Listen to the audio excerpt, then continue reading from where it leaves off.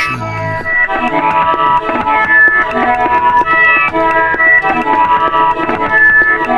Bearded warriors.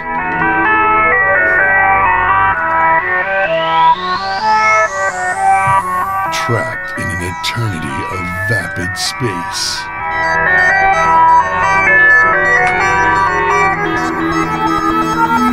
Doomed to wander the galaxy.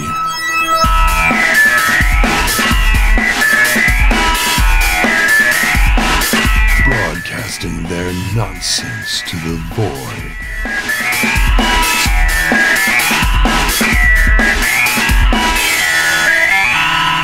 This is StarCast.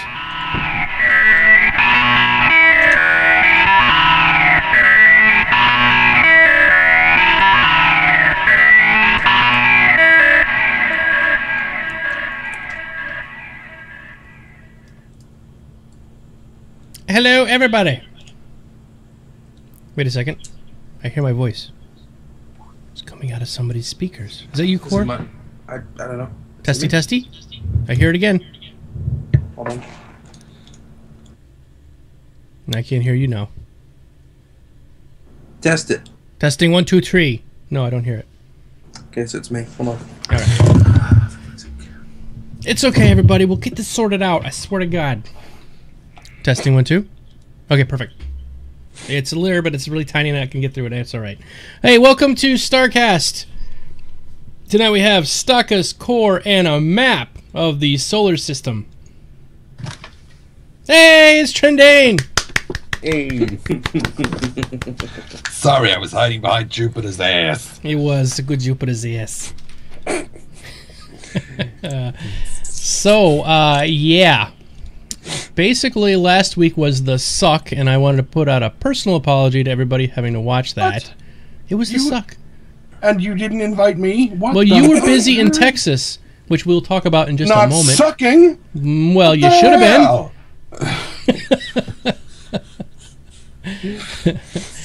been. Awesome. Well, anyway, yeah, Trendane is back, and StarCast is here. Mr. Perfect Nerd is getting his lip waxed tonight. So. Only one of them? Just the top one. Oh, I was worried that it might be the bottom one. Well, if he gets his bottom lip waxed, yeah, that would be painful. He's wearing his mustache at half-mast or something? Hey, MT. Hey, Ranger, Parados Moose. Spaz, the Aussie Gamer, welcome. And Noka Madman. Knock the Madman. Kronu and Kaiser and everybody else who's here. Thank you so much for coming, everybody. I guess we can get started with the news. The news. Oh, before we get started, remember that you put your questions in the brackets in question, and Mr. Bod, our amazing moderator, will take and put them into chat for us. Hey, Smokey, thank you. If you guys hear the sound of a, you guys can't hear it on the no, you guys can't hear it, but the people listening can. So, if you hear a ding, that is a Mario sound, and it basically is when somebody follows. And then I have another one if somebody actually subscribes, which is just gonna like be loud and obnoxious, but I don't care because not many people subscribe that often, so it's okay. Oh, let's see. Let's put this up here. Hey, Spaz, thank you so much. Ding. Everyone wants to hear the sound effect now. All right, perfect. So let's talk a little bit about 10 for the chairman. Oh yeah, Core is really coming in clear tonight. I don't know what it is. I didn't change anything. I've just been streaming. Yeah. Before we even get going, I really want to give Core a big thank you and big hugs and kisses because Core just had like 90 people watching him live on his channel, and he stopped that stream. Hey, thank you, Paradox Moose. Are you guys unfollowing and following just to do that? But anyway, he had all these people, and he gave them all up to come over here and be with us tonight. And then so we have to do something special for him when we're done with the show tonight. We all have to go back over to his channel so he can get at least some viewers back, because I feel bad that we killed his beautiful stream. It's okay. I'll get more viewers. He's almost glowing. What? Can you real quick tell everybody what that game was that you're playing before we get started with the? I was playing the closed beta test of Wargame Red Dragon, which does not have an NDA, so everyone's allowed to stream it who has a key. And I don't know. It's a really fun game. It's really difficult to describe because it's not your typical RTS. It's a lot more rock, paper, scissors than most other RTS games. And it's a lot more hands-on, a lot quicker. So, I don't know. If you're into semi-RTS games, come check it out. It is a lot of fun. It's a lot of interesting. But it's extremely complicated with over, I think it's, close to 3,000 units now. It looked really, really complicated. I was like, okay, this looks fun. It's like Civilization. No, it's not. I will just for the hell of it post the unit list of the game in the chat for people who are wondering. It looked epic. I was like, holy crap! How do you keep control of all those units? It makes StarCraft look like a joke. It is a joke. StarCraft is compared to that. I mean, there's like 1,000 different things going on. All right. Well, let's go on. Let's get started. So, 10 for Chairman. They had this week. They discussed the Drake Herald, which is the information runner, which Core you voted for, right? Yes. And I don't believe you did, Trendane. Did you vote for that one? I don't remember if you did. Oh, you did? Yeah, because it was one of the ships we didn't have. Yeah, I'm the only one who didn't. I think I voted for like a pirate something or other. RTS is real-time strategy, like StarCraft, if you're asking Killer. StarCast, did you vote for the...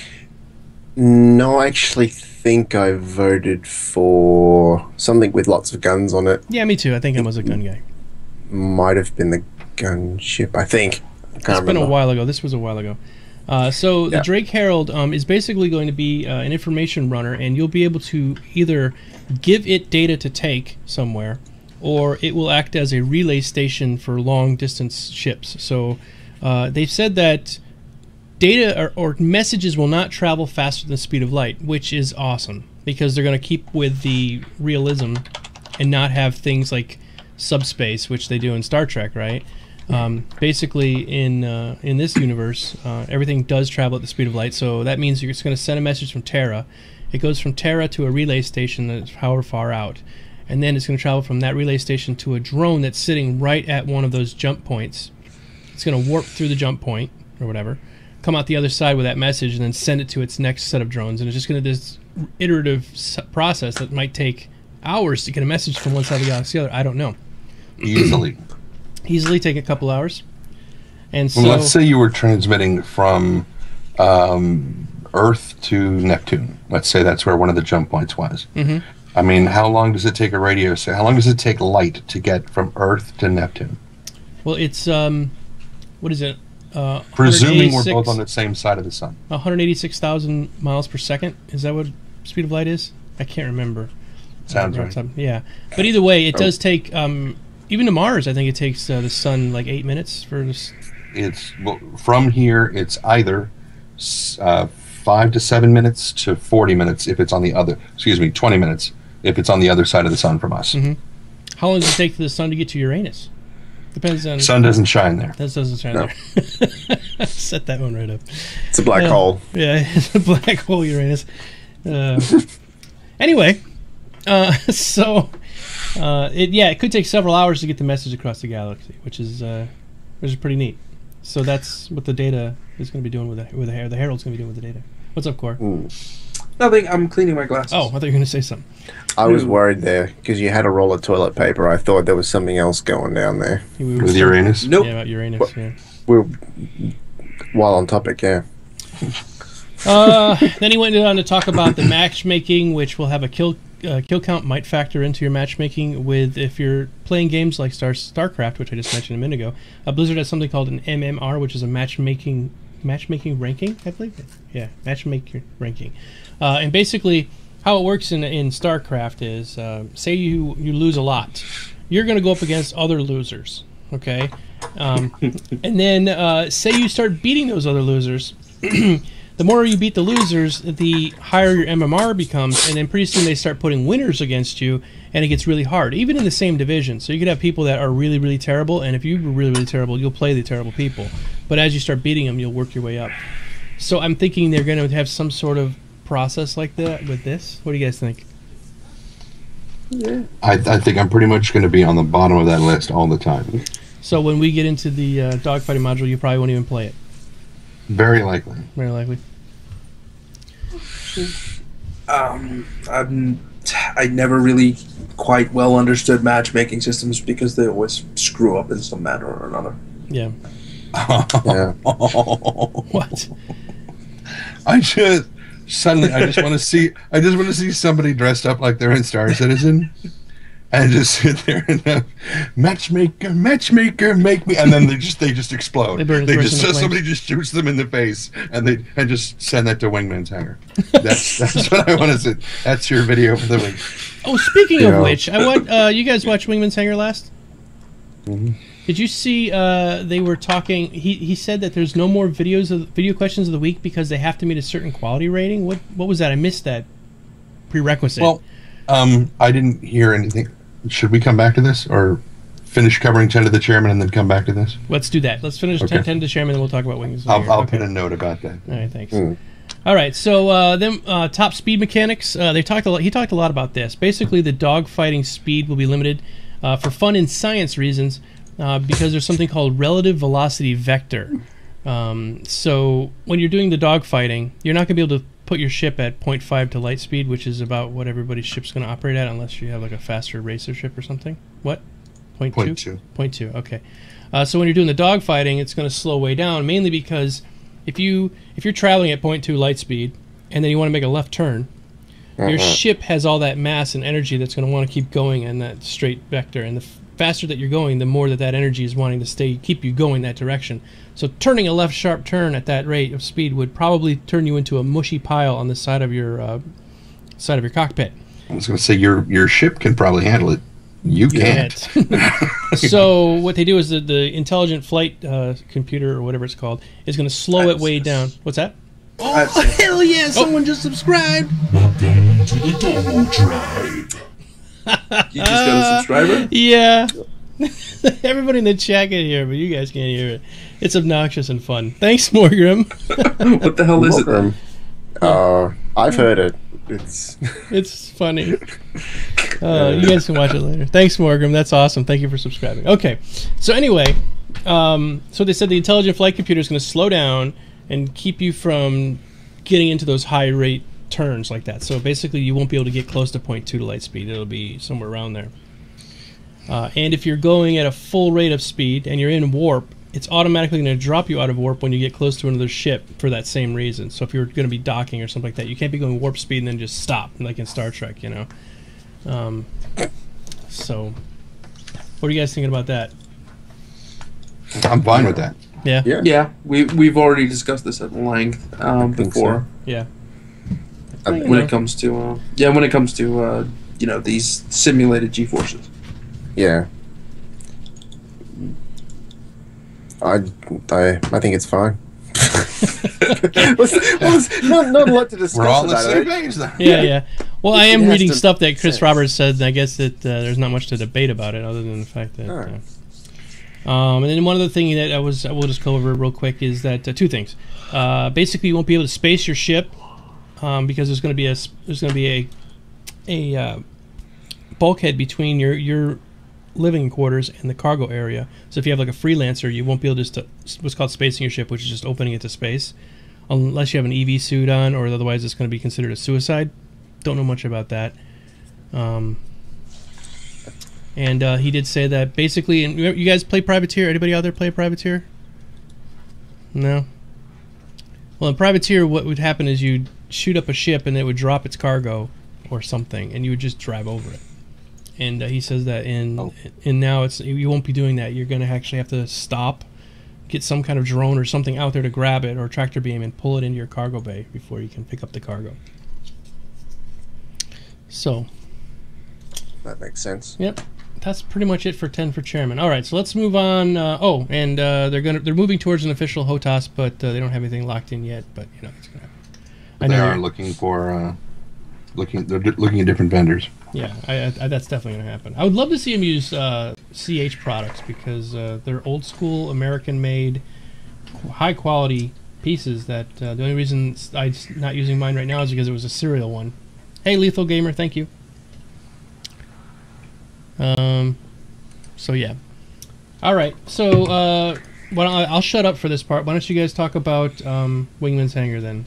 Specifically, you want to talk about the thing that happened with the quality of the submissions? I didn't hear anything specific about, okay, from now on we're only going to take high quality submissions. I would imagine that it's more in line with what they're trying to go with, more substance and less fluff. But I think that it won't necessarily come back to bite them in the ass, but I think it's going to feel like to a lot of the subscribers and whatnot who have been putting in videos, that suddenly they're going to feel like they're not good enough anymore. Yeah. That's my worry. Some of them were a bit cheesy. Yeah. Not like our show's not cheesy, but... I was going to say, wait a minute. Yeah, but for some things it was just like, great, you put on a suit and you asked a question. Could have just asked a question. I mean, So are there guidelines? Does anybody remember, or is anybody in the chat or the audience right now know what the guidelines are for the submissions? Or are they you're just gonna put them in? They're gonna just basically read the question off and not even show the video. Don't know.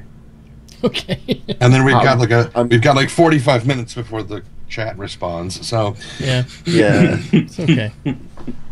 Unfortunately, I think I was working and I didn't have a chance to catch up on the Wingmans yet. So many things to keep a track of. All right. Well, let's move on to the next thing then, which is Trendane's trip to Texas. Yay. Well, then maybe I won't type the response to Galamir. Oh. Which he said, hey, Trendane, it's good to have you back. I hope that was a good trip. Yes. Okay, there we go. Next topic. If you guys, real quick, before you start your name, people are saying they're seeing some buffering. I don't see that I'm dropping any frames. So if you're having problems with the quality, I am running at 1080p, but you can drop the quality down right next to the little wrench. Go to the wrench and say go from like source down to high or medium or low, and it lowers the quality and it shouldn't buffer anymore. So continue. I'm sorry. That's okay. I have it on source, and I'm not seeing any problems with it. Yeah. Well, some people don't. They may have some problems. What the hell with them? I mean, aw. Terrible. I swear I meant aw. So evil. Oops. Yeah. Yeah. Remember? Remember? Oh, no. See, I was looking away, and I'm glad I was. I wasn't. I just lost the chat. Sorry, everybody. The chat will be back. Yeah. So, it was Friday last week. My father and I headed for Austin to Bee Cave, which is the actual city that CIG is in. Bee Cave? Which Bee Cave is the name, like a cave full of bees. I wouldn't want to live there. I'm really allergic to bees. So, we're at this restaurant right downstairs from CIG, and we'd kind of walked. Well, we'd driven around the building looking for a way in that went upstairs. I was like, no, they're up there. I recognize that balcony. I know that they've shot stuff from that balcony. Like video, not like Nerf toys or something. Yeah. Or whatever. So we stopped at this restaurant downstairs called the Iron Cactus, and we're sitting there eating, and the waiter comes by, and we're like, so Cloud Imperium Games, and he's like, I'm like, yeah, I know where they are. I'm just like, how do I get in there? He's like, oh, I don't know. I'm like, okay. Is there a secret elevator? No, it's in the northeast corner of the building. But you have to kind of walk in and then take an elevator out. But so we got up there, and there was this young lady that I was emailing back and forth with named Josie Green, and she was kind of my contact. And like 2 or 3 days before we went, I sent another email saying, okay, who should I talk to when I get there? Am I going to be speaking with you? Is there Chris Roberts a number I should call? Something? No, because remember, he's in Santa Monica. Okay. And I'm like, so what do I do when I get there? And I got no response. The next day, I sent another email saying, I hadn't heard from you yet. We're closing in on time for the thing. Nothing. Friday morning, we're about to leave. I send the email, and it bounces almost instantly saying that email address no longer exists. Oh, no. And I'm like, what? I'm like, wait, hold it. This is the woman who's been setting this thing up for me. What the hell? So we get there, we go upstairs, and kind of push the doorbell button, and there's nobody sitting at the receptionist desk. I'm just like, what the? If I drove 3 hours to get here, and then who's the guy that runs the camera during Wingman's hangar? Oh, Mark. No, is that Mark? No. I know who you mean though. Yeah. Anyway, so he comes up, opens the door, and he's like, "Hey, are you here for the tour?" And I'm like, "I don't know. Am I?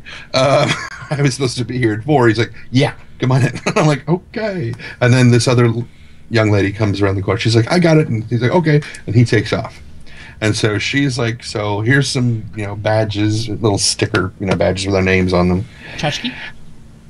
Kind of. Yeah, I got it in the in my drunken suitcase back here. Since somebody asked if the drunken suitcase was making an appearance, that's it. So 2 other guys show up who had apparently scheduled to do the thing. One of whom works at like the Circuit City right down the street. Mm-hmm. And it turns out that he knew nothing about Star Citizen like before that morning.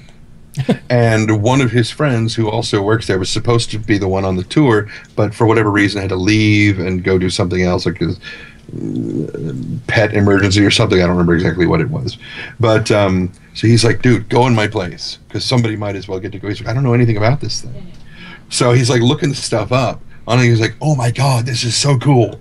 Oh my God." So he subscribed that morning. Holy crap. And so we're all sitting there, and I'm okay. When I had my hopes of how I hoped the trip would go and how it would be, and then I had my much more down to earth, realistic cynical thoughts of how it was going to go, and my hopes were not met. I didn't think they would be. My hopes were when I walk out of the building on my way back down, I would have a huge freaking contract and every single piece of lore they wanted me to record. That was my hope, but no, that didn't happen. Trendane who? Yeah, exactly. That's much closer to the way it actually was. Right. You work at the Circuit City down the street. I know I saw you before. You're that fat guy I saw downstairs eating an entire burrito at the Iron Cactus. Yeah. Anyway, so my thoughts of the thing were that, that like somebody would be walking us through the office and it would be like, "And this is Wingman's office." It's like, "Oh, yeah, he's not in there." It's like, no, they're all gone. That was my thought of the way it was going to. Or I'd see them and he'd be on the phone. His office. He'd be like, he'd be on the phone or something. Everybody'd be really busy and nothing going on. So she was about to take us on the tour, and Wingman comes around the corner. He's like, "That's okay, I got this." And so he took us on a tour to the office. Awesome. And I was like, "This is much better. This is much better than what I was worried it was about to become." That's so cool. And so we're going through, and he's like, "Okay, so here's this thing, and here's this conference room." And I'm like, "Why is that so exciting?" I mean, it's a kick-ass looking conference room. It's got this gigantic wooden table with this 3D TV at the other end that's like 4 big in Texas. billion inches wide. And so it's like, I was like, yes, that is very impressive. And it's whenever you see them gathered around a conference table, that's the one that it is. Mm-hmm. And most of the furniture that's in there is stuff that came with the building. They're like, "This is like a $15,000 conference table," and it just came with the place because the last guy, they didn't want to take it out. Dennis, they just left it here, and we're like, "We'll take it, no problem." And so I was like, "It's so cool." And so we're going all around, and we're like leaned into, Wingman kind of jumps into his office. He's like, "This is my office right here," and I said, "Yes, this is where the hangover happens." He's like, "That's right." And I'm like, "Why is this like a sudden realization for you?" So you do this every week. Yeah. And we watch you like a hawk. Yes, we do. And so we went out on the balcony where you could occasionally you see them on the balcony and stuff, and they had not pitchers. They had Shiner Bock on tap. Somebody had brought them a big keg of Shiner Bock, mm-hmm. which was Very good. Shiner Bock is one of my favorite beers from Texas. It was made by a bunch of Germans who relocated to Texas and decided, you know what, we need to brew a German beer here.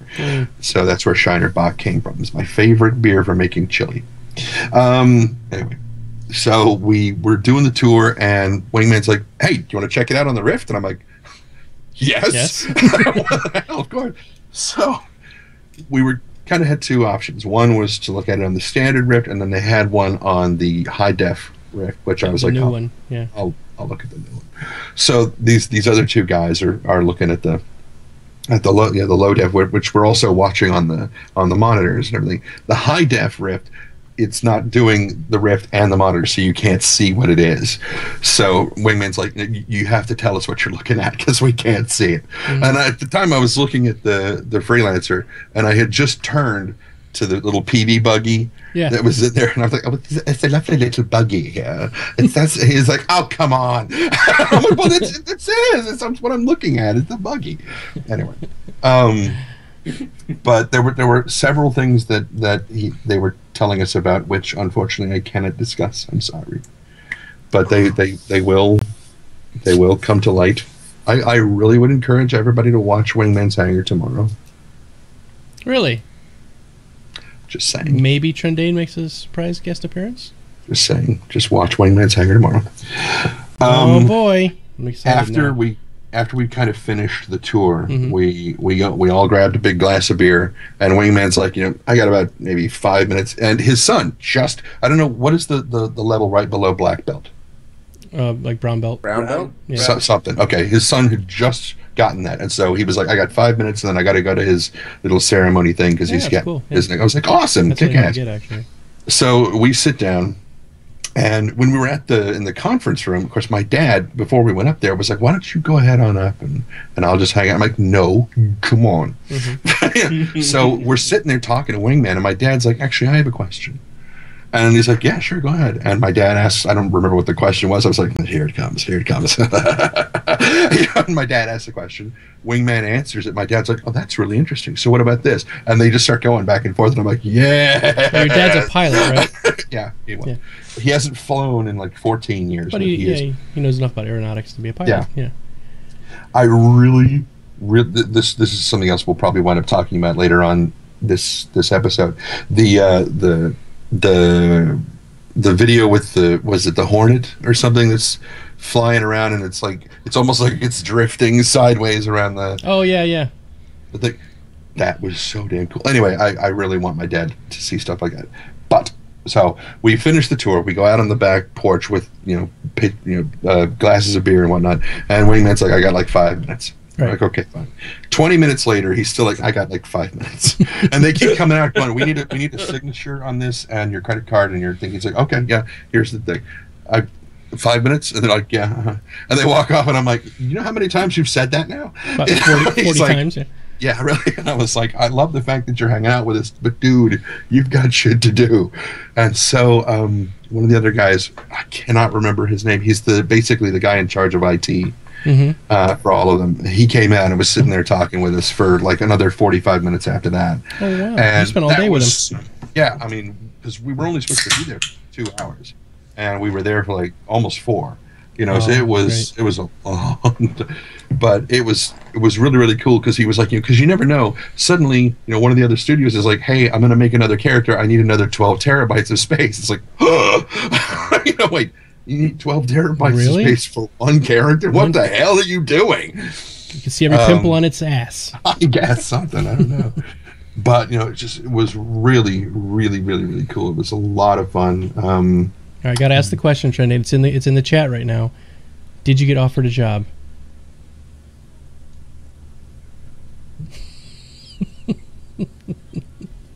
No comment.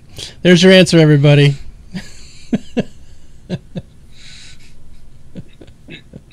Trendane's video has frozen. No. Cool. Oh, that was really awesome. Yeah, that's great. Hey, Deathbud. I'm going to PAX, and I can't even. I'm hoping to get maybe 2 seconds of one of those guys' time while I'm there, because they're going to be doing the dogfighting module release, and so I should be able to get the chance to play it a little. But to actually hang out for 4 hours, nah, definitely not going to happen at PAX. Not at PAX. No. So that's really awesome, man. Congratulations. That's cool. Yeah, if anybody who is a fan of the show is ever going to be near any of the studios, if you know like a week or two ahead of time, send them an email, drop them and say, hey, I'd love to stop by and talk with you guys if that's okay. And they will probably arrange like a little tour or something. Just well worth. I mean, at least try. The worst thing they'll say is no, in which case you don't get the tour. Well, if you don't have it now and you don't have it then you've lost nothing. Yeah. So, definitely give it a shot. It's well worth it. Yeah. When is PAX? Yep, second week of April 14th.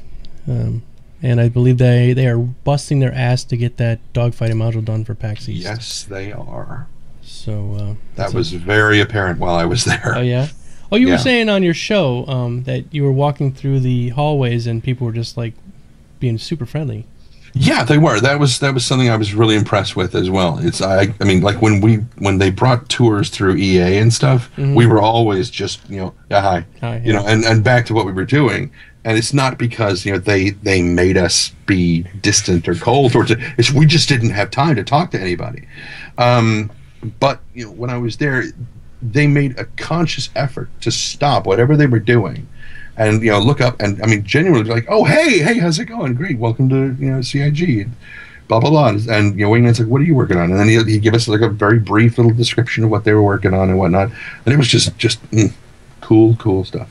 Yeah, very friendly people.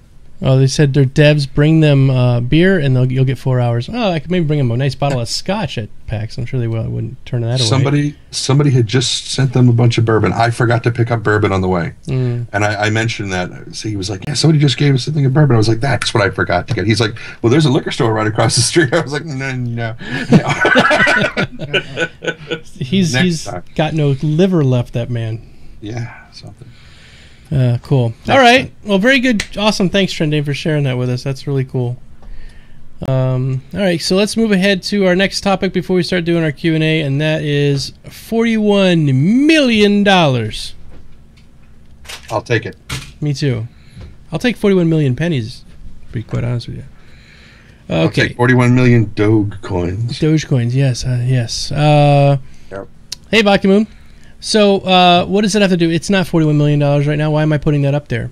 Because the stretch goal for $41 million is procedurally generated planets. What do you guys think about that? Are they still going to be spherical? They might be spherical. They might be oval or egg-shaped.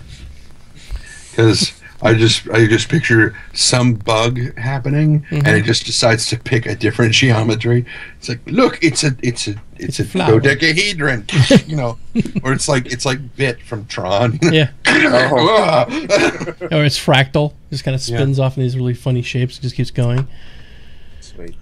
So what they're talking about is you'll fly your ship into, like right now, you fly your ship into a landing zone on Terra. Okay, and that's where you land. You do your shopping and pick up your burritos, and you head back to your ship and you fly away. You can't fly anywhere else on Terra other than that landing spot.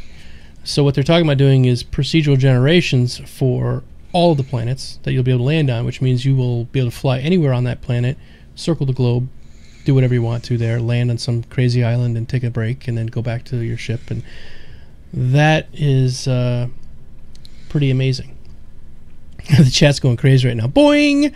Awesome. Virtual unlimited content. Yes. It's going to be awesome.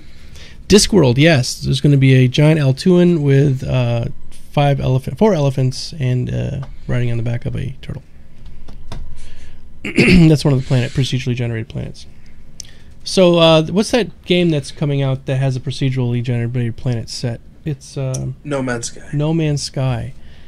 Do you think they're just directly ripping that off, or what? What are you guys thinking? Well, they've always talked about procedural generation from the start, but they've always said that it might be out of their reach to do. The fact that they're going back on that and bringing procedural generation not so much in the universe context, but in a planetary context, means that all the planets that they've been placing around the universe can become procedurally generated as it goes along, which, you know, is pretty interesting. But at the same time, it doesn't add that much more fluff to the universe because the planets were already there, and now you can just walk around on it. So, to me personally, I don't currently see the value of it unless we're going to all play Minecraft on these procedurally generated planets. Otherwise, you know, it's just fluff. But that's you a know, neat idea. Voxel Farm, which is what's used in EverQuest's next landmark, mixed with the procedurally generated planets. Now you can blow up the Earth. This is why I had issues with them saying it's a procedurally generated planet and not it's a procedurally generated universe. But yeah, whatever. Universe be crazy. Imagine if like you were playing so much and you kind of like fell asleep and you hit your head in there, and you sort of flew through about 10 jump gates and you have no idea where you are. If it was procedurally generated universe, you just kept going. You just keep driving. And then you have like 6 months to get back because you have no idea how to get back. Could be fun. It could be an adventure. It would be kind of fun. Yeah, maybe I'll run into some weird alien race that was procedurally generated.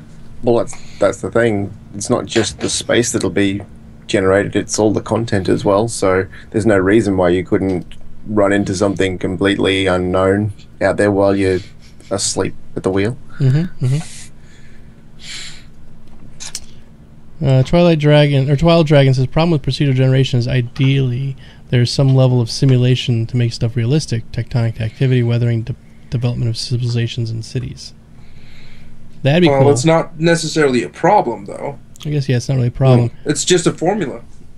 Yeah. Have you seen that one video on YouTube? There's a guy does a procedurally generated city, and he kind of flies over it, and as he's going, it's building buildings, and the buildings are all completely different of each other.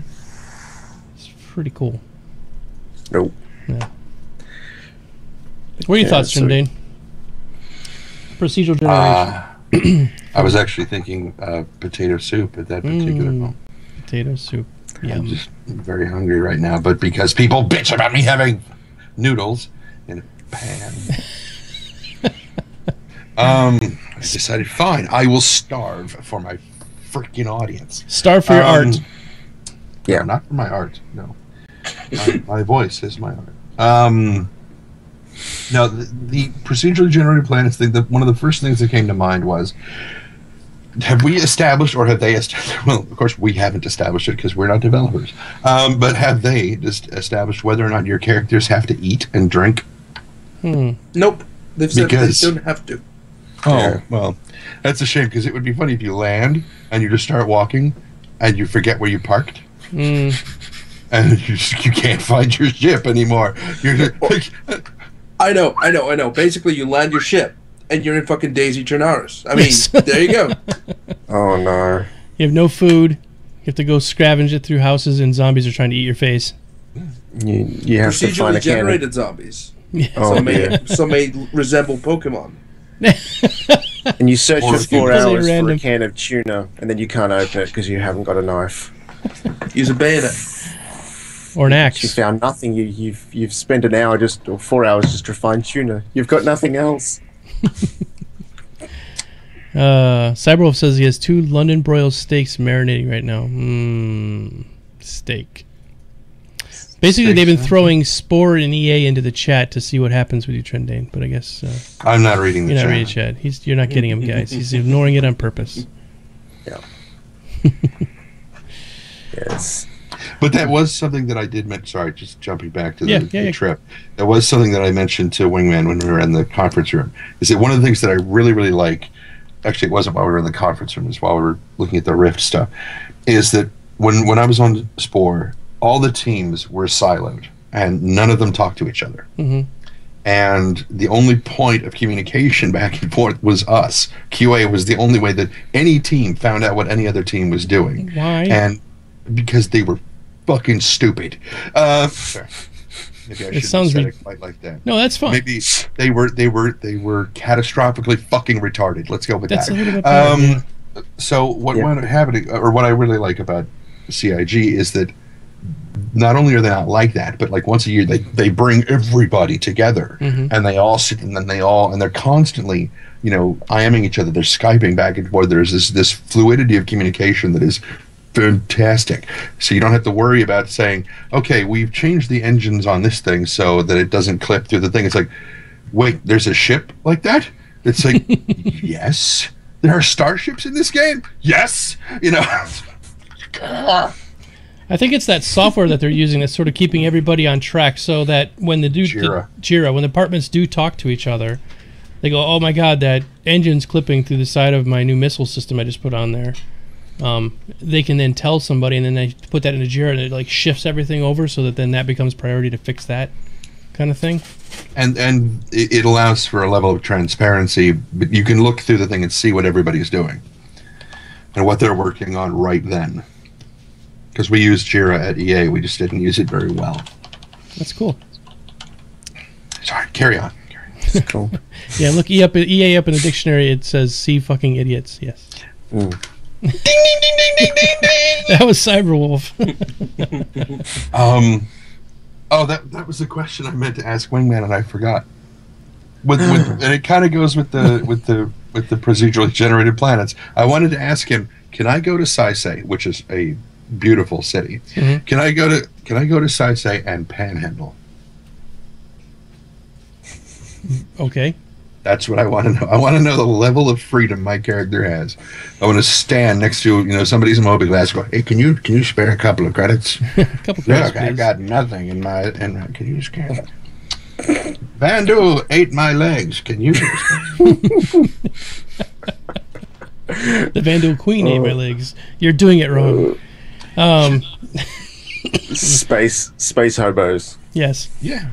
Yes, there are pandas in this game, and yes, they are procedurally generated pandas. So Shadowfire, that's your answer. So some of them are all white with black eyes. Mm-hmm. Some are all black with white eyes. Some of them look like Pikachu. Mm-hmm. Ooh. Some looks like Daisy. Pika Panda. Just diverting for just a second. Did you see that Dean Hall, my hero, has left Daisy? Like, after all the shit that he's gone through to get this thing taken over and being beautiful and everything, he's just going to up and go again. I think the guy has some issues. What a twunt. Yeah.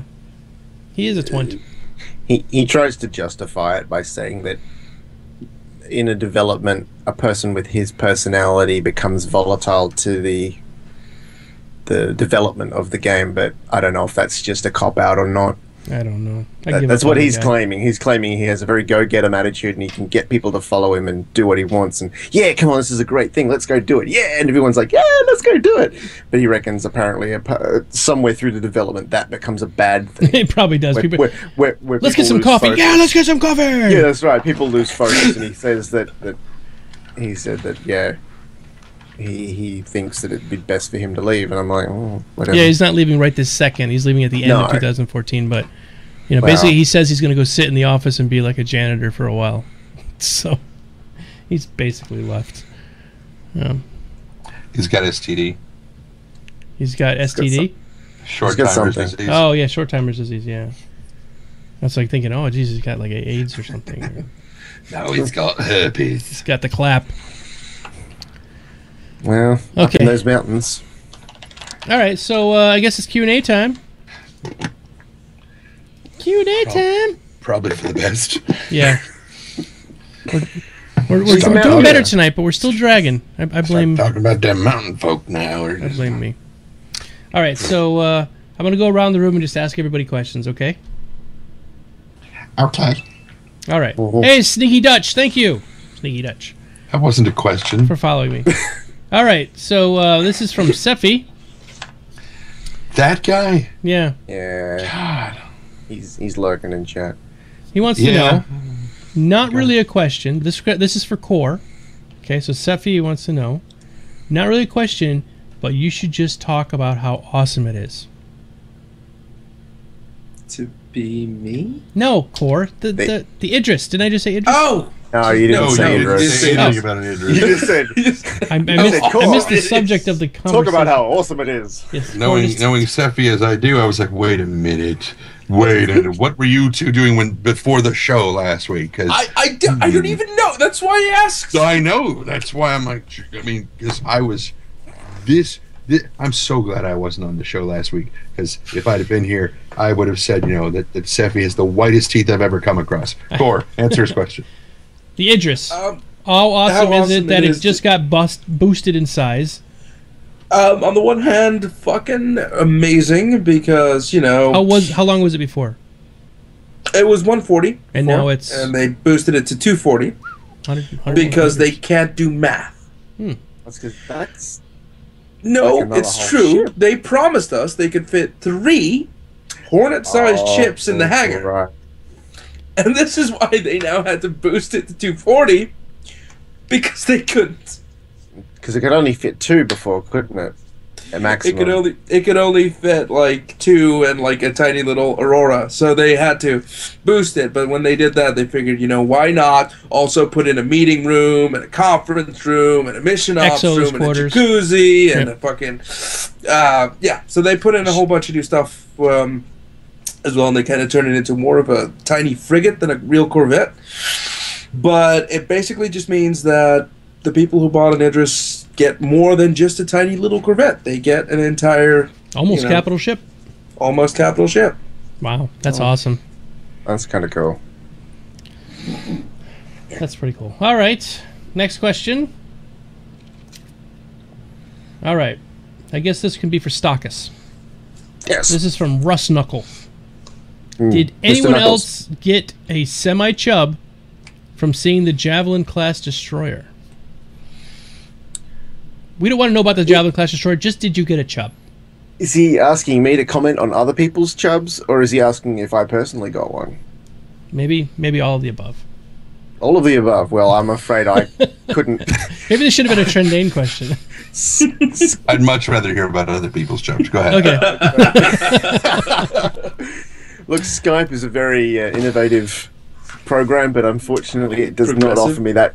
Yeah, it doesn't. Maybe if Clairvoyance? Skype was procedural, I'd be able to say. But no. Look, I was excited. I don't know if I was sexually excited about it, but definitely just generally excited to see what they had, in designs of other types of ships, because we've seen so much of the last, ships that spec page has been plastered with the same things for the last God knows how long. So yeah, it was a mind chub. I'll say that. I had a mind hard on, not a physical, but That's good. definitely. It was very exciting to see, and once we get some more details, it'll probably get bigger and harder. Oh, Russ Knuckles is upset. That was not specifically for you. I guess that was for everyone. Well, sorry. What are you gonna do? Just hide his message. Just hide his message so we won't see that he's upset. Okay. No, it's fine. It's It's alright. fine. It's only Knuckles. All right. The reason I went to you for that one is because the next question is specifically for Trendane. Oh, I hate that fucker. All right. So this is from Preston Frost. Wants to know, Trendane, are you still planning on voicing the lore stories? Yes. Oh, you mean like the Dateline Session lore stories, not just the Galactic Guides, I don't but know. the Dateline. Well, it was Batgirl who kind of called me out on her show and said that I should do the narration of the Dateline Session lore series, which that I could do. I thought when she first asked me about it, I thought she was saying that I should do the fan stories, and I was like, no, no. Because I would expect to be paid for doing this. Yeah, the whole reason that I do the lore, the Galactic Guides. thank you, those things. It's been so long. I don't remember what they're called. Those I kind of do as a job application. Oh yeah. And I guess since Dateline Session is part of the canon. And is done by the guys there. I guess that would be part of it too. Plus, it would be it's a different sort of thing. It's a different vibe than trying to do the voice of the AI kind of. It would be a different sort of thing, I guess. So, But yes, it is my intention to do the Dateline Session stories. And anything that falls into that ilk? Not anything. Well, the things that are officially from SIG. Not all of it. Okay. I mean, if I'm going to wind up doing it for free, why milk the bull when you can? Yeah, exactly. Like, we'll just get this stuff Trendane put in. We'll stick it in the game. He's already done it. He's already did we it. don't have to pay him, so what the hell? It sounds perfect. There we go. Okay. Maybe you should put a high-pitched whistle through the whole thing. like some kind of watermark. Yeah, like a watermark. That'd be great. All right. Next question. This one, I guess I'll answer. Chrono120 asks, what do you think of the 3 leaked freelancers, and do you think the max will be the moddable as the rest? I like the 3. I like the new freelancers. I don't know if you got to see them, Trendane, when you're on your trip, but I saw them this morning. Okay. Yeah, one of them. Actually, 2 of them look like screaming memes. They've got these big hard nipples on the front. And one has nipples and a mohawk. But yeah, I think they're going to be moddable. I don't know what the plans are in the future. If you'll be able to take something from one ship and put it on another ship, or how that's going to work. Yeah, parts are supposed to be interchangeable. So you could take the nipples off of the one ship and put them on your other ship. I don't know if cosmetic parts are interchangeable. Okay. Well, maybe those nipples serve a purpose. So perhaps. See, that just makes me want to name my freelancer Fat Bastard for that. Yeah. Look at my titties. Look at my titties. Get in my belly. That's what it says every time it lands for cargo pickup. That's it, yeah. Oh yeah, I got a wee turtle head poking out. Oh no! Oh no! Oh god! Okay, let's move on. Seppi says he would de-tit his freelancer if he had one. Kids, don't de-tit your freelancers. Yeah, don't No, de-tit your Seppi, what you do is you put a cannon pointed down, so they're just like a pair of balls with a cock that's just like a fruit bowl on the front of your freelancer. It's excellent. Yes. Hard points, get it? So I like it. All right, next question. This will be for Core. So, how do you think, this is from our Anticure83, how do you think they will handle controlling your characters when on foot? Will you be able to seamlessly switch between HOTAS and gamepad, mouse, or keyboard? It probably is going to depend on how you set it up yourself. I mean, they'll probably do the ARMA way of control systems, which is you can set up individual controls for each individual input, like for instance driving a car, driving a boat, helicopter, planes, and on foot. And all these can have different input devices, such as either a joystick or a mouse and keyboard or a gamepad, or depending on the configuration that you'd like. How seamless it's going to be is going to depend on your setup and how you configure your controls to be. Because if you set it up that you have to switch from your joystick to your keyboard and mouse when you go from, from plane to social or from plane to first person, then yes, it's going to be a switch. But if you can set it up that you can actually look with your HOTAS and your, if you can set it up to do that, then you can probably use that as well. So it's up to you. Sounds good. All right, next question is for Mr. Stockus. Sorry if this has already been discussed, but with the transmission time for messages to get across the galaxy, they have said the ability to decode, intercept, or jam them will be in the game. And if so, how do you think that could keep players from communicating 100% of time outside the game mechanics? Okay, so hang on. They want to know, how do you think they could keep players from communicating? Well, you can't. You can't keep players from communicating outside of the game mechanics. Right, And it we would could be yell like- on Skype, right? It would be retarded to tell people you can't use TeamSpeak while Well- playing my game. You just can't. I mean, whether it's going to be on Mumble, whether it's Ventrilo, whether it's TeamSpeak, whether it's Skype, they're going to do it. I mean, the best thing they can do is maybe make the in-game communications so intuitive that it makes you want to use them, or it makes them... They offer enough features that it's more beneficial to possibly use the in-game communications, but they can't stop you from using it. I know I'm probably going to be on TeamSpeak or something when I'm playing it if I've got other guild members on the game or something. So what's the point of the data transmissions then? Would it be something like how to get to? I guess that's more probably aimed towards information that can't be sort of like a key code to get into a base or something like that. It could, it or could a be key bookmark codes in a space location or something like that. I mean, that's what you're looking at for physical data that you might need to transport. But if there is people in Quadrant A on Section B, and I just go on TeamSpeak, press my push to talkie and go, they're there, and everyone goes, okay, well then. There's no delay in communication there, and the problem is if they expect you to know, they're there, but I can't get a message out. Doing that to your own voice comm servers on the game is going to just discourage everyone from using it, and that's not going to work. I think it's more going to have to just point at information that just can't be simply transferred by getting on TeamSpeak and going, oh, hey, there's a guy over there. I think that's what Ranger XML just said. They were talking about titles, deed transfers, and other valuables. Well, jump point navigation data. That's a good one too. Yeah. So I mean, as long as they have that sort of part, that purpose for that in-game communication, then I mean. It's going to have its place. It's going to have to, if there's no other way of transmitting that information. I hope that answered the question. Nope, sounds good answer. Okay. Moving on, this one is for Trendane. All right. Did any of you vote on the Mustang sale poll? If yes, I guess it would be all of us. Did any of you have an Aurora that you will be exchanging for a Mustang? No. I do not have an Aurora. I have an Aurora, but I'm going to keep it though because it's tied to a NPC account. So I've looked at the Mustang. It's pretty ship.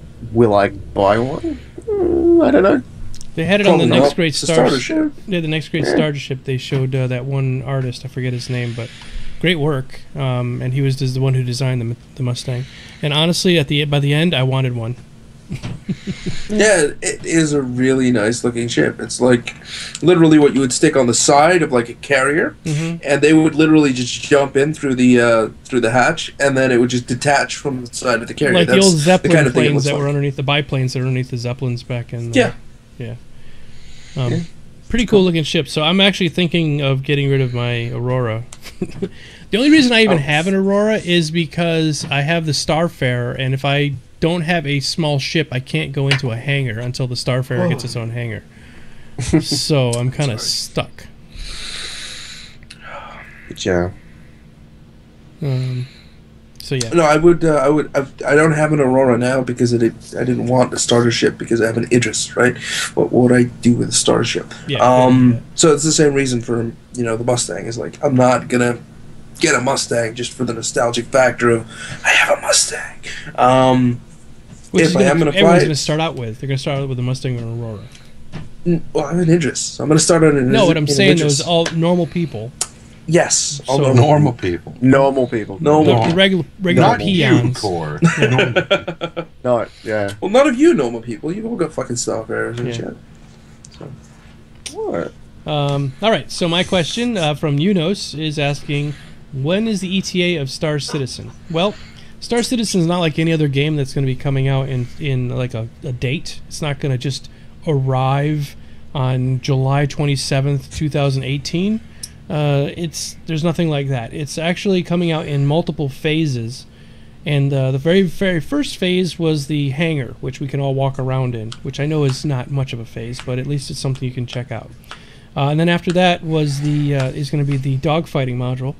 And then sequentially over time they'll release the planet side fighting module, and then like the first person shooter type thing, and they're just going to keep adding different iterations, and sometime in the next year and a half to 2 years the full persistent universe should be out. Before then we'll get the Squadron 42, which is more of a military first person shooter kind of space sim like Wing Commander was. And then after that, the persistent universe shows up, and then we're in it. So we don't have an actual date for any of that stuff. It's all still so up in the air. I mean, what's that? But we do have an exact date for dogfighting. Yes, do it. Yay. Well, if they meet it. I it. remember Wingman was saying Yeah. the other day, he's like, we're working really hard and we're going to get it on or around the date for PAX East. And I was like, oh, I'm going to PAX East and I want to meet up with you suckers. You better have it done because I want to. But yeah. All right. So that's a good answer to that one. Okay, let's see. Next question, back for Core. In the MIS variant of the Freelancer, there looks like there were 2 hatches on the top of the ship that looked as they might retract. Any speculation on what those could be for? I don't know the Freelancer. I don't know the hatches.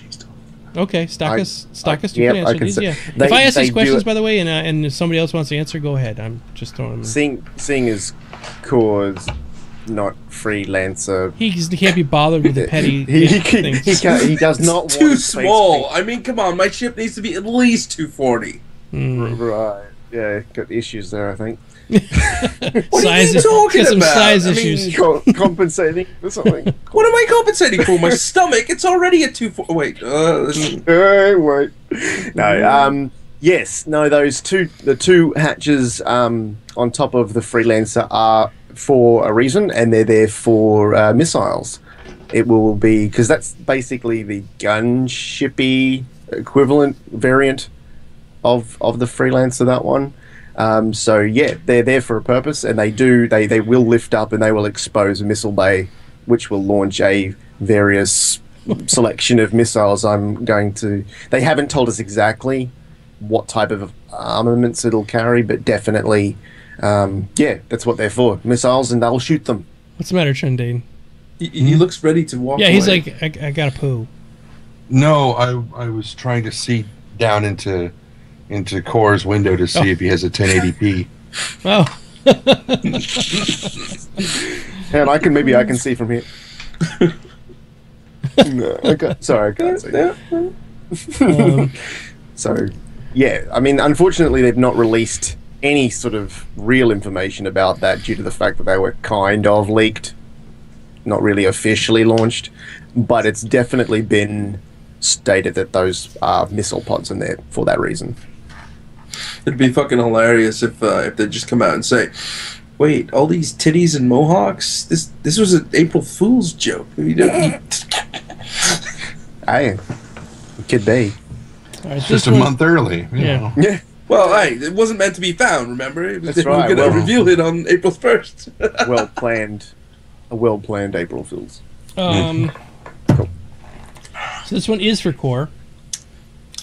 For Core from Cyberwolf. Now that the Javelin Destroyer has been revealed, do you feel ship envy for it versus the Idris? No, because my Idris just grew in size at the thought.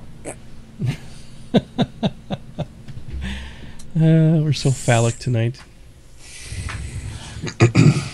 Alright, question for Trendane. Alright, from Anticure. Do you think they will have a sexy Anticure AI... 83. What's that? Anticure 83. Anticure 83, I'm sorry. Do you think they will have a sexy AI voice like in the movie Her? I didn't see the movie Her, however. I would be a little bit worried about that. Just because for every variant of the AI they have to offer, they have to record it. Right. And the more, there would be a lot of recording. A lot of recording to do. And that would be a lot of voice actors to pay. Not that they don't have the money for it. I'm just Right. saying. And then every time they have to add something new, they have to get those voice actors back. Yeah. So that's troublesome. So they got to keep it down to like 1 or 2 people that aren't going to croak sometime soon, which is kind of hard to... Well, there's no telling. there's no telling who's going to croak. Special shout out to my man Egon, who just passed away yesterday. Oh, yeah. Yeah. Harold Ramis. A bummer. And he has to be in the movie as a ghost. That's just required now. Yep. Because No, I think he'd want it. I think I he really wanted do. this. I mean, yeah, I think he had that sense of humor. He was such a cool dude. All right, so question from Bod. Do you have any predictions on how they will physically mod the look of the Connie when the variants appear after seeing what they did to the Freelancer? Because Freelancer was pretty standard ship-looking thing, and then they just went nuts, put a mohawk on it and nipples. So, what are they going to do to Connie? What do you guys think? Easy. What? They're going to completely skin it like Mark's shirt. Gold lame. Ill-fitting gold lame that was from the 1970s with frayed edges and a bad tag on the back. Not like I was paying attention. No, not like you could do anything else but pay attention to that space potato sack. That was terrible. But, so the Connie's going to end up looking like that? Okay, I can see that. What do you think, Core? I don't know.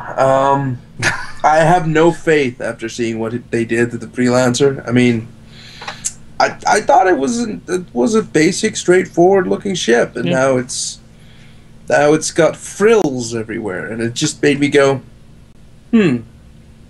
So that's the extended range one, right? The one with the big antennas on top. They call it antennas, but they're Mohawks.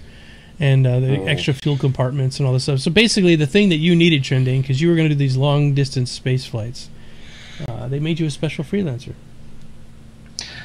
Does it have to look like tits, though? I know. They obviously didn't make it for me, No. unless they're trying to get me out of this phase I'm in. Yeah.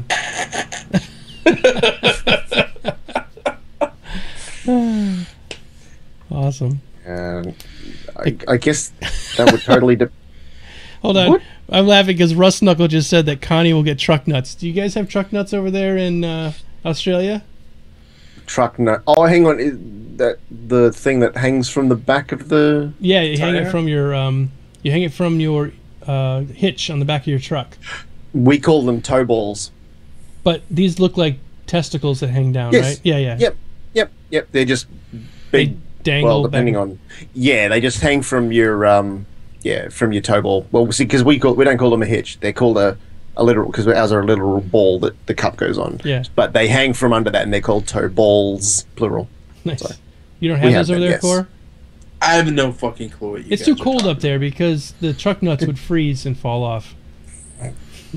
Sure. Yeah. Okay. So Suck up Russ, into the tailgate. Russ Knuckle was saying that they're going to put the Connie's going to get some truck nuts.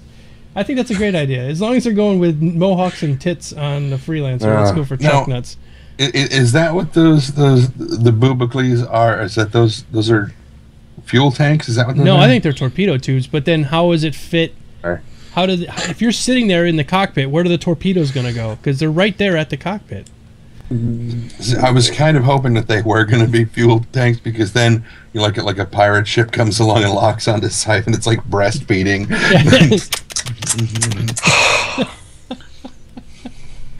Terrible. Awesome. That's the way you terrible. refuel. You got these two hoses attached to the front of your ship there, and it's making a And then you sucky see noise. like the cartoon little bowl just Yeah. going down the hose. Oh. God, CIG, get on that animation. That's your bull joke. Go. I think people are not happy with the Freelancer variants. I think Core's going to kill somebody. Yeah. Well, I'm just. It was already a phallic shaped thing, and now you're trying to extract things from it. Just, Well, that's true Milking too. stuff from... It's a big hose. It just goes over the end of the Freelancer. That's why I'm just like sitting here going, yeah, go ahead, milk that thing with the imaginary tits and Milk that. whatever. Just go for it. Go nuts. I'll be over here in my Idris. Milk that breasted space penis. All right, this is a question for Core. Idris or Javelin, which do you prefer, and why? Idris, because I have one. You wouldn't get into that Javelin if you had a choice between the two now? If I had a javelin, I'd say javelin. Don't have a javelin, so I'm saying Idris. The Javelin doesn't appeal to you? It looks like a fucking rebel blockade running piece of shit. Okay. Well, let me rephrase that. If I had one, I would go for it. I don't have one, so I'm sticking with my Idris. Fair enough. Fair enough. Okay. Let's move on then. Let's see. This one could be for Stockus. Oh, no, this one's for Core. Oh, that's all right. Oh, never mind. We'll go to Stockus. Do you have any predictions on how they will physically model... Oh, no, we already did that one. Never mind. No question for you. Oh, the reason we're Oh, no we're question for you. We're out of questions already. Wow, this is a short show tonight, guys. Corey, you can get back to playing in about 5 minutes. Yes. We have like 2 more questions left. Oh. We have like 2 questions left. Okay, Death Rise just popped one in. All right, so Core, do you think the planet-side module will be as important progress-wise as the dogfighting module?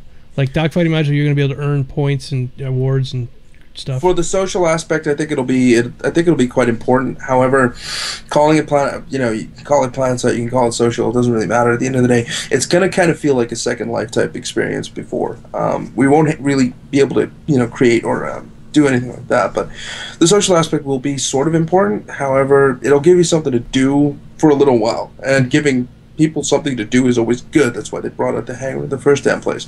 But I don't think people will run as hot for it as they do for the dogfighting module. Okay. This one's for Trendane. He says for all, but I think this is good for Trendane because your Trendane's more into this, more so than myself. And I don't know about Core and StarCast, but all right. Do you guys plan on doing any role playing as your characters? And if so, what kind of backstories we create? See, I do role play a little bit, but I never make a backstory. Not much. And I don't know about StarCast or Core, but Trendane, I've heard you talk at length about your characters, and you have your long backstories. So, what are you thinking? Yes? Good answer. All right, we're done. No. I don't have one right now, Yeah. but I will by the time it comes out, presuming I'm going to play. Now, if we suck, Trendane, which could really... Whoa, please tell me there's a comma in that sentence. There was. Thank God. Well, okay. not before. After, because it was before. If we suck, Trendane. No, so if we're terrible at this game and we're going to die, you're going to have a few backstories prepared, because there's a good chance your pilot is going to get blown up at least once or twice. Mm-hmm. Have you made plans on who's supposed to get your ship next and any of that kind of stuff? Are you looking at, family members or friends, whatever? Or perhaps my boyfriend. Your boyfriend? Oh, it's going to be my boyfriend. Or who knows? Maybe it'll be my husband. Maybe somewhere inside say I'm allowed to marry my husband. Oh, absolutely. By then, come on. Well, fucking better. Mm-hmm. I mean, it is kind of Texas, kind of. Because my father asked me, he's like, so if you got a job with these guys, would you move back? I'm like, no. And he's like, why not? I said, because I don't have to be there to record this stuff. I could go to Santa Monica and record this. He's like, you don't want to move back to Texas? I said, I never. I said, and I mentioned this the other night in my Dear Dairy. I said, I will move back to Texas when I can marry my husband here. And he's like, but you could go to California and get married and come back. I said, no. It won't come. No. Yes, it will. Oh, really? They honor it? Well, Oh. yeah, but I can't get married in Texas. And he's like, oh. It's a valid point. I think so. Yeah. And I think we have more questions. Yeah, they're popping up now. Okay. They're trying to keep me here. Yeah, they're trying to keep Core here. Core's They're like- itching to go back to his game. I can tell. Don't let Core play Red Dragon. More questions. More questions. All right. From Death Rises, and I don't know anything about this, so hopefully one of you guys can answer this. When do you think they will come out with the Carrack? The what? I don't even know what that is. I'm sorry. That's why I said I don't know. December 2017. December 2017 will be when they come out with the Carrack. Good call. Pretty close to Good that. call. It's as good as any. October 41st.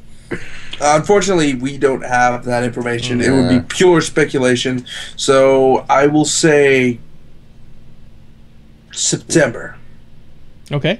What is I'll a go Carrack? October. What's a Carrack?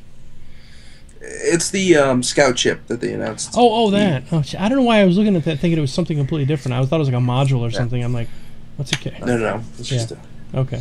All right, from Malefic80. Malefic80. There has been some debate about how the dogfighting module will actually work. Do you think they'll require to actually own the ship that you play? Well, originally they said it's going to be like World of Tanks, where you don't have to own the ship; you just work your way through them. Mm-hmm. That's what they originally said. Then they recanted that and said it'll be the Redacted. ships you pledged for, and then they recanted that and said it'll be whatever ship we have available, and then they recanted that, and now we don't know. So we have no idea. We're all gonna be flying Idrises in dogfighting module. I thought what the idea was supposed to be was that everyone was going to start off in either Auroras or the Originally, yes. originally something like that, and then eventually after they had finished the dogfight module, it would get to the point where you'd be able to fly your own ship. But so they've redacted most of that by the sounds of... Like I said, originally it wasn't going to be linked to your account. You just needed a beta key to access it. But they recanted that because basically, as Trendane probably knows, they don't have that many ships currently in the dogfighting module, so they just went with the one, probably. Or maybe two, but probably just the one. So that's why they've kind of come back on that. And I think It's that when probably just gonna be dogfighting hits, Hornets for now. it's probably just going to be Hornets for the foreseeable future. Which I think Go ahead. I was just going to say, which I think people will be happy with. Yeah. Just Yeah, being just able to to be fly flying Hornets. around. Yeah. Fly anything around. Mm-hmm. Damn it. One of the deeper elements of the question also is, how do I know which ship I want? Because I don't know how they control or how, do I get to try one out? And I think they covered in one of the either Wingman's hangars or maybe it was sent to the chairman, where they've mentioned having like an in-game simulator where you could kind of get on like a little holodeck kind of thingy and try out different kinds of ships, and you'd be able to do. So I mean, there is cool. that element. Like a holodeck? Yeah, sort of, so that you could see what it's like to pilot this ship and determine whether or not you even want it. That's good. I really wish they had something like that now, but of course they can't, because that means we'd have the game by now if we could. But Pretty much. but it's pretty neat. It's a neat idea. All right, next question from Twile Dragon. Thoughts on Hey! what? Did I say Twile's. that? No, you said it right. Twile's one of the other guys in Sephi's Okay. guild. All right, thoughts on the missile bay they showed off last week's Wingman hangar. I thought it was a bit elaborate, and I'm struggling to figure out what gameplay mechanic will be the controls that they showed. I didn't get to see that.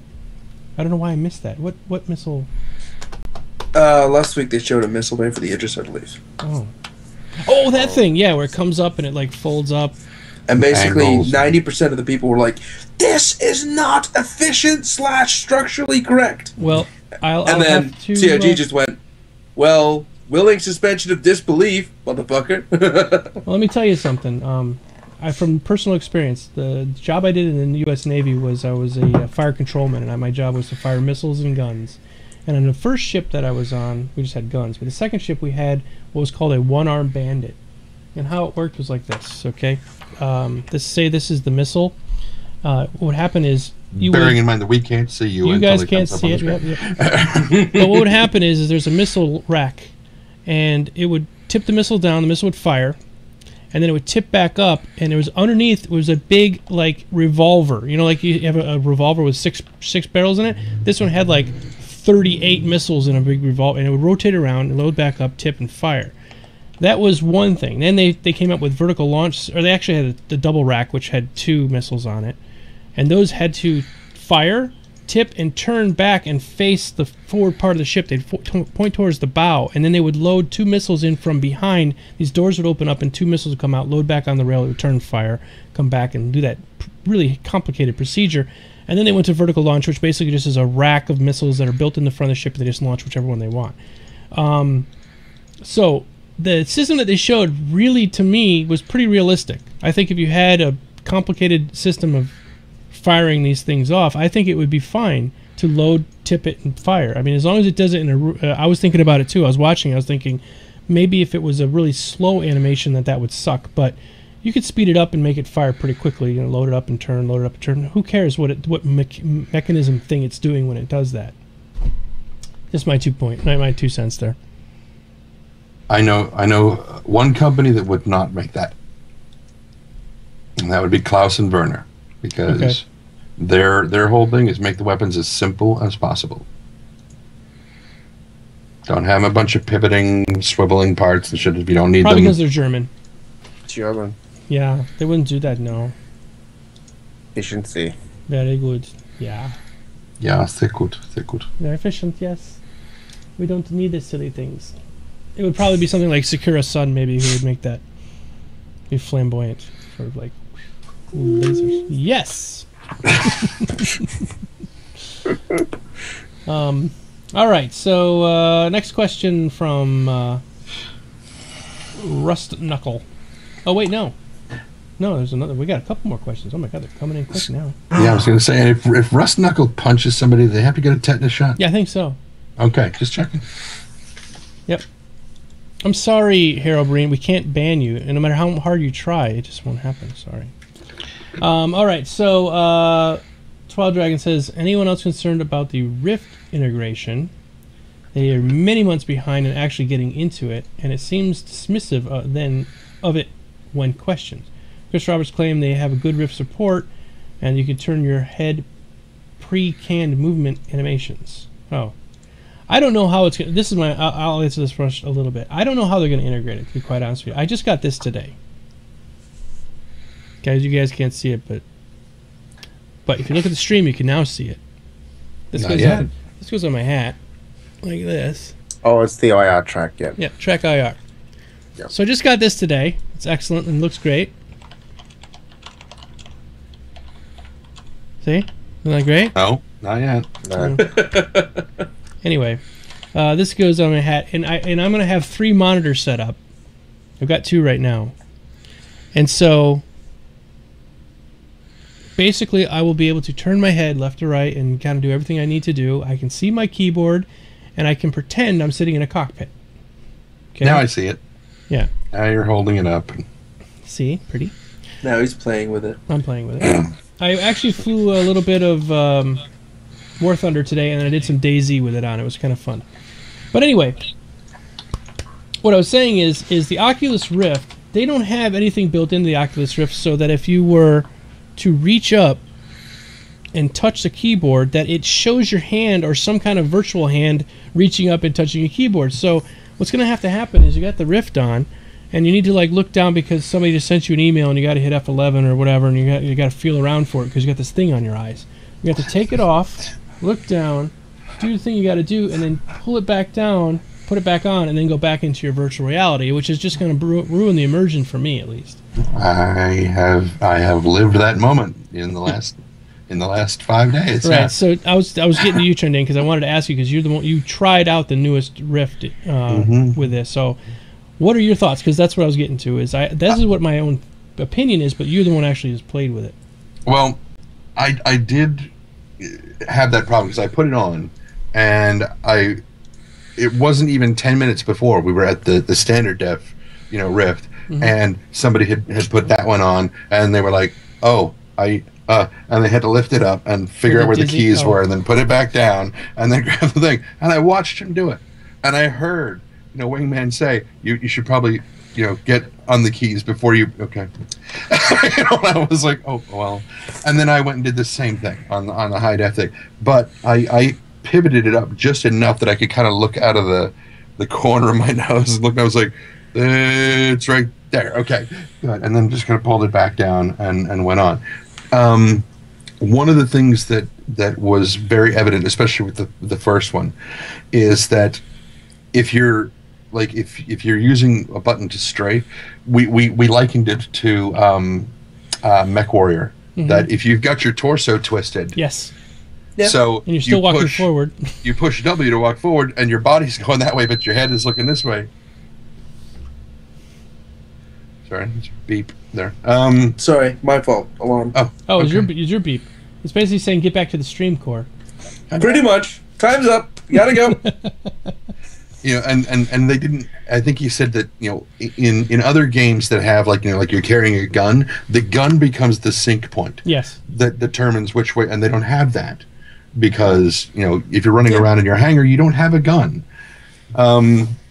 And so they've got a couple of problems that they're still sorting out, but I don't get the impression that they're dismissing it at all. I think they're trying very hard to make it work, and there's just a few problems that they're trying to figure out how to deal with. There was when I first saw the Oculus Rift, there was a game that I saw that was being made by a Japanese company, and basically it was you fondled these little Japanese anime girls, and how you did it was you had the Oculus Rift on. Core's losing it over here. Yeah, no, go ahead. Have you seen it? There's Google. Okay. So anyway, you took like Wii remotes, and it was somehow integrated with like a Wii remote, and you could then manipulate your hands holding the Wii remote and the Oculus at the same time. What's the matter, Core? Nothing. It's just that you know so much about it. Well, I have a friend who's like an anime. A friend. Yes. Friend. I don't even like anime, so it's I swear to God. Friends are great. Although I did watch Akira that one. I know a guy on the internet. I knew a guy on the internet once who told me about this. But anyway, and so I don't know what they could do. They might have to put some kind of a glove, like a Nintendo Power Glove kind of thing on. You can. Oh God! You put that thing on, and it's got a sensor. That just brings me back to the movie The Wizard. What's The Wizard? The Wizard. What's his name? Gandalf. No. What was the Merlin. name? Fred. Is it Fred? Fred's a wizard? No, the guy who played in Wonder Years. Oh, what's his name? Is it Fred? Fred Savage. Fred Savage. Yes, the one. Yeah, him and a couple of other people. It was about his little. I think he's autistic little brother who's a Mario champion, and yeah, and it's all basically it's an hour and a half long ad for Nintendo. Oh, it's the Pretty old much. Power Glove ad. Oh, that's an old one. Well, Okay. Yeah. I thought you were talking about like a new one that had to do with the virtual reality. Okay. No. Yeah, that was God. a terrible movie. Well. Oh, Anakir says, "Oh God, watch that movie." Oh, I have seen that movie now. Yes, but anyway, so they're gonna have to figure out some way to have a spatial orientation for at least your hand, left or right hand, whatever, so that you can touch anime girls. So you get to touch anime girls. So you can have a virtual keyboard or panel on your ship. Wait a minute. You're gonna be like in your freelancer shipping those giant girlfriend pillows that they bring from, and you're gonna just be in there like. That's It's right. so Like a 3D. freaking I mogwai love in it. It's exactly what I thought. Somebody's gonna come along. They're gonna blow the back hatch off of your thing, and they're gonna look at it, and you're just gonna and they're just gonna like close the gate. Yeah. Fly the hell out of it. Back away slowly. Back away slowly. Don't make eye contact. But anyway, that's what I think is the major problem with the Rift. Is there's no fondle mode, and if you don't have any way to like move your hand around and actually touch a keypad or a keyboard or something in there, you're gonna have to keep lifting the thing off to look and then come back down. Unless you get like a keyboard with like little spiky braille pieces on it, so you can type without looking at it. Yeah. And I'm not just talking about touch typing because everybody can do that. This is like you actually might have to look at a key, like scroll lock. You can't touch type. I can't touch type. I guess I've caused people to flip out in the chat. Yes, Rift porn. Congratulations. Yeah, it's not a new concept.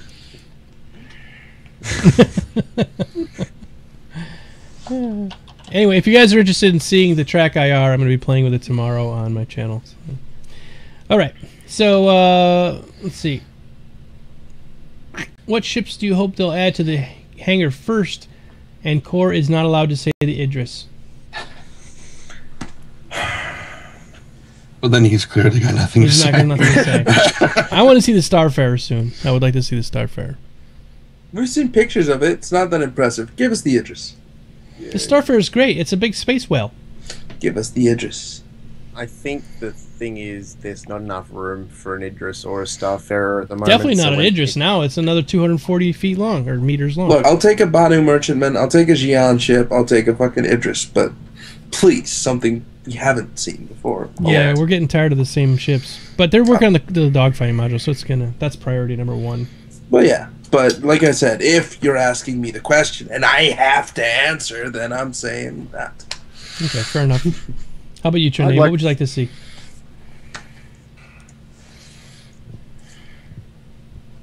I was going to say Serenity, but I think they've already done that. Take my love, take my land, take me where I cannot stand. Okay, StarCast? Seeing as we've seen mostly human-built ships, other than the Scythe, I'd like to see maybe the Merchantman, Yeah. Banner, because It's a pretty big ship, too. It That's looks about the pretty same awesome. size as a Starfarer. I wouldn't be Seen opposed some- to the new constellations either, the variants. Yeah, but that's just another variant again. I'd Yeah, kind I of like to see something new, like new. Well, the freelancers look completely different than what they were. So maybe you'll have a constellation that is in all black with huge tits, and they call it the Condoleezza. Yeah. Why not? Herobrine, thanks for following. See, you would have got banned a minute ago, and now you get followed. Thank you so much. It's the way the world turns, baby. Okay, All right. Next question, Mr. Trendane. Well, okay. Do you think down the road they should add an aging mechanic, like a decade for every year you play, so if you have a character that's lasted 5 years, they'll be noticeably older than the others around them? There was a point where they were talking about, I think it was in 10 for the Chairman, they were talking about, will you have the ability to retire your characters rather than having to go through the death mechanic? If they're going to put that in play, honestly, I don't think they'll do it. No, because some people, yeah, some people are going to start with like an 80-year-old character because they are 80-year-old. I'm just making an example here. Yeah. So if they would age 2 years, they'd be 100. Now, either they're going to make up some story about how medicine is advanced so you can live for millions of years, or they're just going to say, no, at 100 you're dead. So it would, be a little bit unfair to those who didn't want their character to look like they're fucking pruning, even though, they are not yet. But yeah, sorry, go ahead. No, I think we're on the similar wavelength. You're going to have some people that don't want their characters to age, that they don't want to be subject to the passage of time in an accelerated fashion like that. I don't think it also should be seen as a badge of honor, the fact that you've lived longer. I mean, all the things that you may have done, like all the titles and medals and ribbons and stuff that you may have gotten on your character, sure, fair enough. But, just being alive for a year, I could do that by logging out. Okay? Yeah. So... Or flying around the outer rim. They just like this is not EVE. This is not the game where we promote not being online by leveling up your skills while you're not there. So yeah, I learned that the first time I started playing EVE. They're like, if you'd like to level your skills, you don't have to be online. Matter of fact, why don't you queue up a bunch and then log off for a while? Like, really? You want me to leave the game I'm on right now? I've actually got like 6 days left on my next thing. I would love to learn to play it, but at this point, I think I'm too far beyond learning. So I'm just going to give up with it. All right. Next question, I think, is our last one. And Anikir, thank you for the follow. I just saw you followed me. Do you think the Vandal, Banu, Xeon weapon systems will work on any ship that has the correct hardpoints, or will they limit them to alien-only ships? Anybody? I'm thinking. Oh, I know, but I'm saying Core or StarCast can answer too. Well, they've already stated that at some point that you're going to be able to have some ability to retrofit alien ships for human use. So that would sort of suggest that it's capable the other way around, that you may be able to at some point use alien technology on a human ship.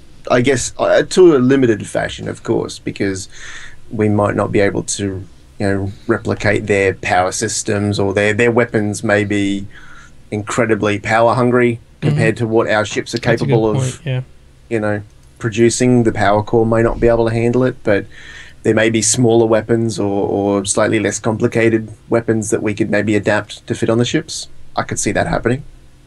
Okay. There was also something in 10 for the Chairman that Chris Roberts mentioned about how when they first designed the Bengal, for the video, that they did like the bridge and like the hangar bay, but they didn't do all of the internal structure rooms and everything else like that. If they're going to hold to that level of realism where they, where you're going to see every single nut and bolt, where it's going to be a physical object in the thing, then that means that if you're going to retrofit your ship to have like an alien thing, it could have a completely different loading, mechanism, and it could take up a huge chunk of space inside your ship or whatever. It could have some extra piece hanging off of it, which then would probably alter the destructible bits that fly off. They'd have to completely redesign the giblets. The jibs. Little giblets. Yeah.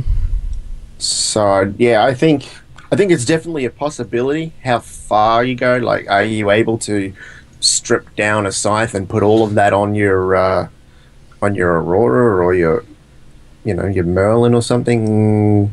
I don't think so, but maybe. And it may be something where they've gone to the point where they you might not be able to take all the weapons off an existing ship, but we may be able to discover certain alien elements that are designed to be adapted to human technology. They might have that in mind later on down the track. When you go out, you find things that to be discovered. You might find some form of alien technology that they've designed specifically for the intended purpose of us using on our human vessels. Take them back and reverse engineer them. Yeah. They may have that intent. Maybe we can't. The next great starship guns that they're doing right now are alien and human merged. So, That's right. So they're a hybrid. Hybrid, yeah. But I mean, aren't we already in the universe or the Star Citizen? Are we already working with the Banu as far as technology is concerned? A lot of the and the Xi'an. Mm-hmm. In the Xi'an. So yeah. There are Xi'an variants of freelancers that have been showing up. Oh. Yeah. So, I think we're already sort of working with those types of elements. So maybe that's it. Maybe that's the Xi'an reproductive system put on the front of the freelancers. Maybe those. Maybe that's the universal input device. It is for egg implantation for the Xi'an. Yes. Okay. I'm sure. I figured it out. Okay. All right. So that was our last question. I think we're done. Want to go around the room and do our thing, and then we got a surprise. We're gonna go raid somebody's channel, so it's gonna be fun. So yes, that'd be good. Yes, StarCast. Yes. Tell us about your StarCastness. Okay. I've started streaming. I'll be streaming more often in the next coming weeks and months, so you can follow me on Sergeant Stackers on Twitch. I'll be doing all sorts of weird stuff. You could also follow me on Twitter at Sergeant Stackers. You'll get notifications for when I stream. And that's all I've got going. I'm eventually going to be moving across to YouTube when I have enough content to do so. But yeah, and support and follow the Bearded Warriors, please. Do it. We all have beards and we are all fantastic. And warriors. Mr. Trendane, yeah. Tell us about your thing. And then tell us about your channels. And your channels. It's rather personal question, isn't it? How long is it? I'm pretty much trending everywhere. And to answer another question that didn't... Yeah, exactly. Death Rises. Thank you. To answer another question that was asked earlier about whether or not I will be on Into the Portal on Friday, yes, I will. By that point, I should be completely moved into the new house and have everything set up, and yay, everything will be fine. But yeah, I'm trending everywhere. And if there are those of you out there who need voiceover work, please get in touch with me, because my rates are, at this point, reasonable. If not free. If they're not free, no, they're not. But if you wait too long, my prices will become unreasonable. Out of this world. Say it. Out of this world. Out of this world. It's like Crazy Eddie over here. These prices are insane. Okay.